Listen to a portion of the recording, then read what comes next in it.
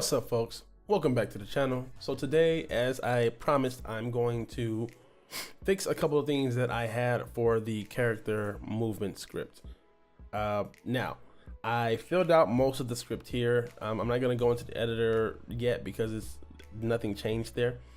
So as you can see, we're going to jump right into it. So I told you guys I was going to change my format a little bit so I can kind of get things out a little bit faster. So as you can see here, I created 4 more inputs, one for backwards, forwards, left and right. And then for the sake of time, I hard coded the input binding that I set up for that if you guys should know how to do. If you don't, go back and check out the movement series. But I set up for forward, backward, left and right. Make sure if you're going to copy and paste that you make sure you change these 2 variables. So forward ID and your input bus, make sure those 2 are not the same as from what you copied from, otherwise your movement isn't going to work.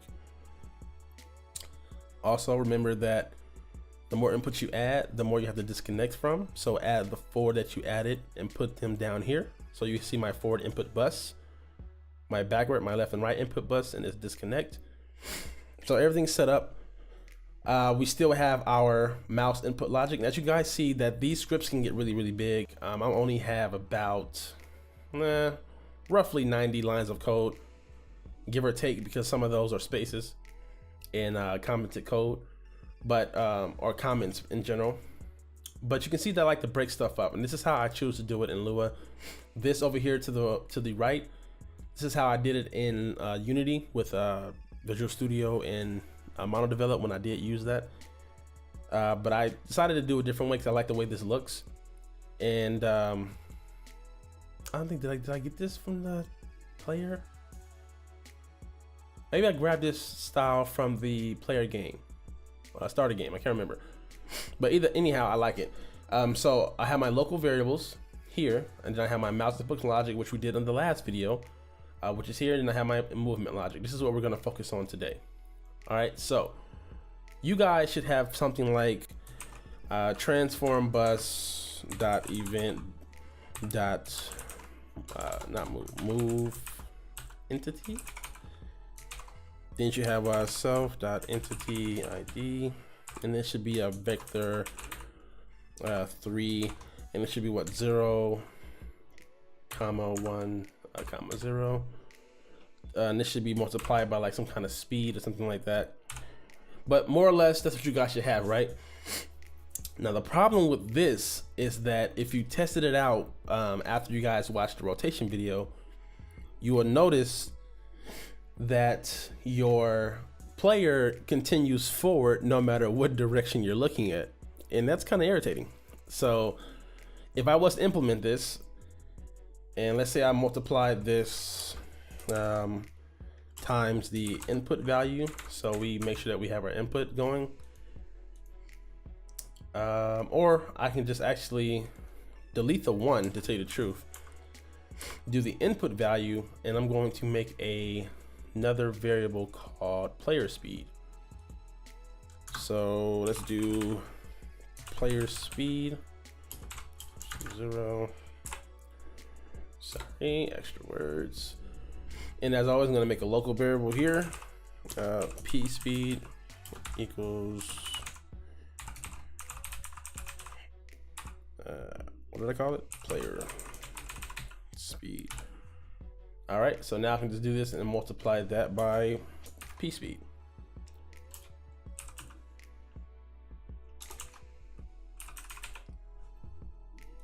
All right, so it should work properly here.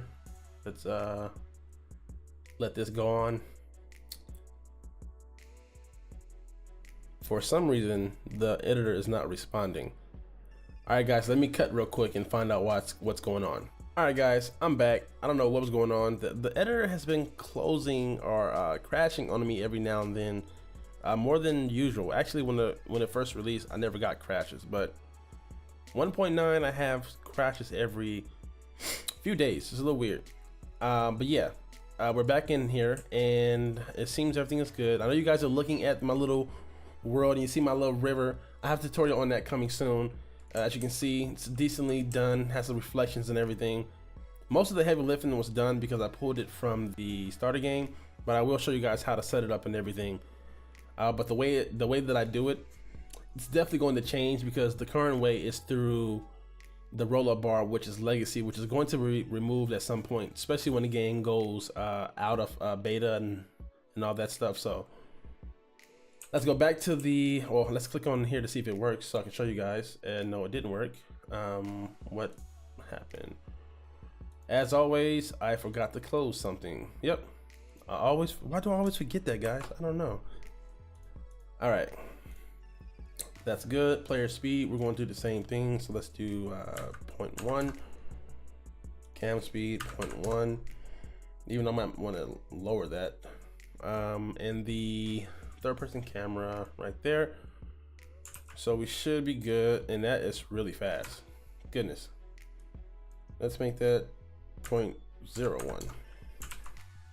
That's better, a little better. All right, so as you can see, when I move forward, and I don't even have my physics enabled, but when I move forward, it's forward regardless of where I look. And that's bad. There is no following the player's forward vector. So what it should happen is anytime that the player moves, it needs to know that the forward vector has changed and is going to go forward regardless, no matter where you're looking. So that's what we want to set up. That's what I needed to fix from the last video. So let's go out of there. Let's go into the script. We're going to make a few variables. So what we're going to do here is we're going to do local. We're going to do player TM. And TM stands for transform matrix because we want to get the players transform. We want to go to equal. And we want to access the eBus. So we want to go to transform. I always like to show you guys where I'm getting eBus from instead of just doing it. And we want to go to event and we want to get world TM, this guy right here. That's what we want. Sorry, that's set world TM. What we want is get world TM. I'm sorry. Ah, goodness. So transform bus dot event dot get world TM. And we'll use self dot entity. All right, that's going to give us the transform of our entity selected entity. And because we have the transform, now we can access the transform class, which gives us another array of properties that we can access. So this I had to figure out myself, obviously, because, you know, our documentation at the moment is lacking. But this right here, we can do a lot of these things inside of the transform, and also we can convert to like different things like vector 3, and then we have access to the vector 3 properties. So it gets more and more familiar if you're coming from like Unity or even just programming in general, where you can access different things. The problem that I had in the beginning, even without documentation, is if I wanted to get the forward vector or the right vector or the up vector and of a given object in Unity, let's just go with Unity because that's something familiar to me with C#. You had vector 3.up, vector 3.forward, which would give you those things. There was no way to find out the equivalent of that inside of Lua for Amazon. So that's what got me stuck with a lot of things like movement and rotation. So if you ever looked through the starter game and you saw anything that said anything like get column 1, or which is inside of transform, I believe. Yeah. So get column returns a vector 3. So this is our equivalent to vector 3.up, .forward, .right. And you do it like this. So we want to do forward vector. Sorry, let's space that. And that is player TM because we have to present a transform to return the vector 3. We want to give the colon, and we want to get column. And for the forward vector, I believe 1 is the forward vector, 2 is the up vector, and 0 is the right vector, I believe. Yeah, I believe that's it. So, but this is our forward vector. So So this gets the forward vector of a given transform. So I'm doing it like this with all the comments because I might want to release the script at some point, and if you guys want to, you know, study it and look at it and kind of get an idea, I'm gonna make sure that it's commented properly so you guys actually learn from it versus just copy and pasting.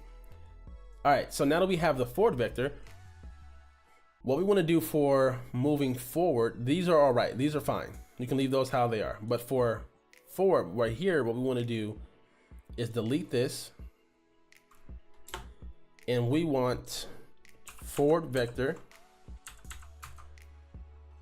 multiplied. I usually just put input value. Also for player speed, just so you can modify it in the editor.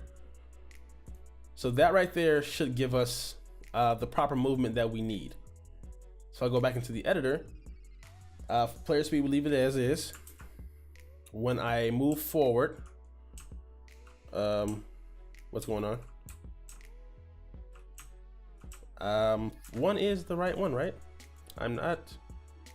Oh, goodness, why does that happen? We need to fix that that autocomplete. Goodness. All right, so moving forward, if I turn, now it's dictated by my forward vector in the way that we move. So now that I have rotation and my forward vector, we're good to go, right?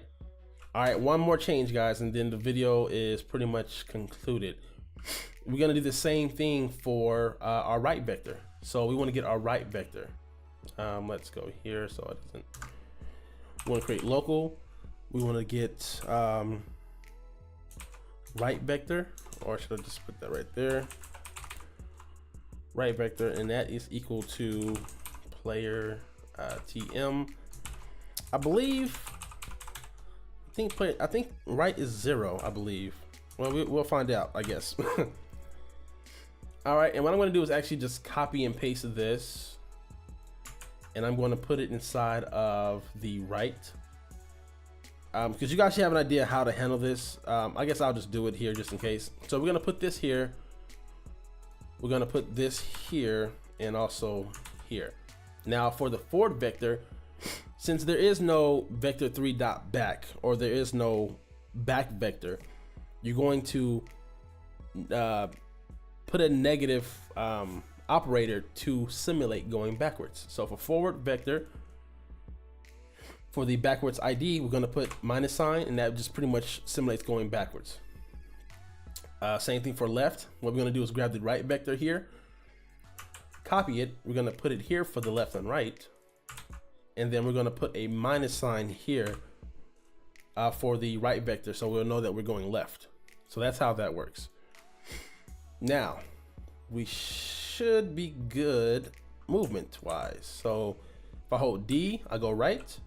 If I hold A, I go left, S, I go back, and Y, I go forward. So now we have pretty much our basic setup for movement. And if I was to back up and turn, it goes based off my back vector, so to speak. Same thing with going right. It goes based off that. So there you have it, guys. You have complete movement in about 95 lines of code. Not bad. I mean, it's kind of excessive compared to like the 4 or 5, or let's say 10 you would get in Unity, but it's a big step forward for getting things moving in Lumberyard and hopefully getting more folks to use the engine, things of that nature. So hope you guys enjoyed the video. I have more videos coming as always. If you did like it, hit the like button. Comment below if you have any questions or comments. If you have anything you guys want me to show that you're having problems with, maybe I know about it, maybe I don't, and if I don't, I'll find out. So yeah, I will check you guys in the next video. Don't forget to hit the bell icon so you guys get my latest videos. And yeah, I guess I'll check you guys next time. Until then, guys, always remember to keep developing.